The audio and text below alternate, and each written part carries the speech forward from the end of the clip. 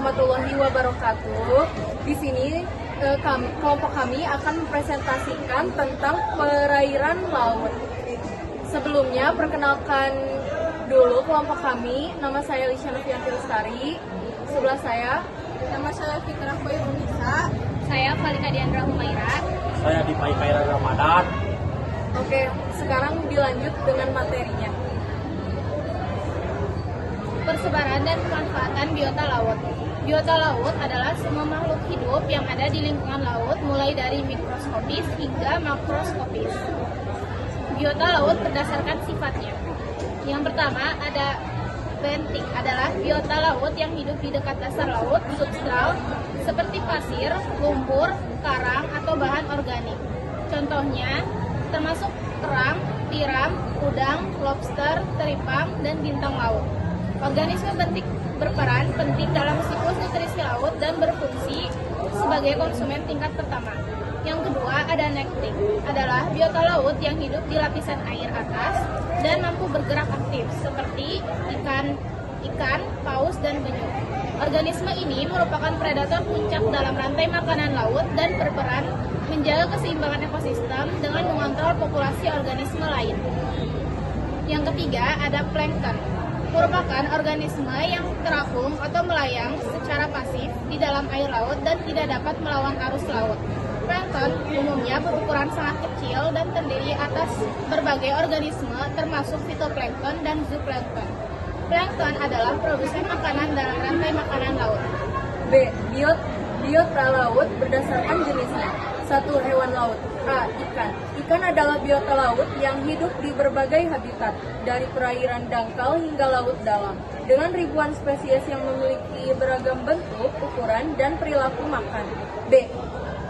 Cnidaria adalah hewan berpori dengan sengatan kuat dan penampilan menarik, seperti ubur-ubur, anemon laut, karang, dan hidra. C. Moluska adalah hewan bertubuh lunak, ada yang bersisik dan tidak, dengan cangkang dari kalsium karbonat sebagai pelindung. Mereka hidup di berbagai habitat, seperti darat, air tawar, payau, dan laut. Contohnya siput, cumi-cumi, tiram, dan kerang. Crustacea adalah hewan yang bercangkang dari kitin yang melindungi tubuh dari predator. Mereka memiliki kaki beruas dan 2 antena di kepala.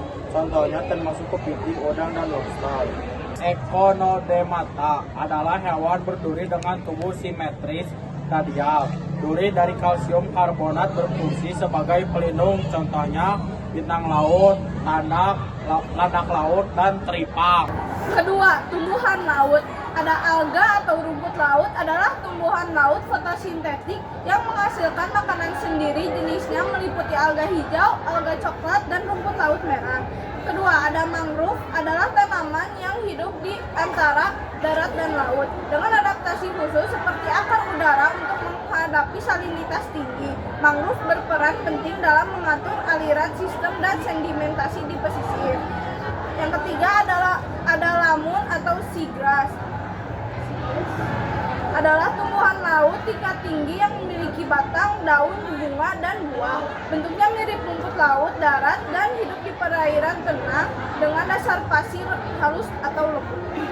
Kesimpulan, perairan laut merupakan bagian penting dari permukaan bumi yang menutupi sekitar 71% wilayahnya dan memiliki peran vital dalam menopang kehidupan laut terbagi menjadi berbagai bentuk seperti laut, teluk, selat, dan samudra.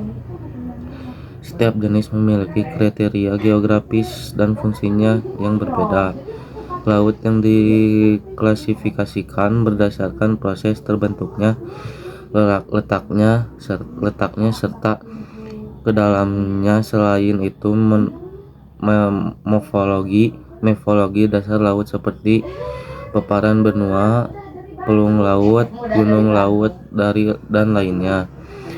Gerakan air laut meliputi gelombang, pesan surut, dan arus yang semuanya dipenuhi oleh angin, gravitasi, dan suhu. Sifat air laut seperti temperatur, warna, kecerahan dan salinitas berperan besar dalam ekosistem laut.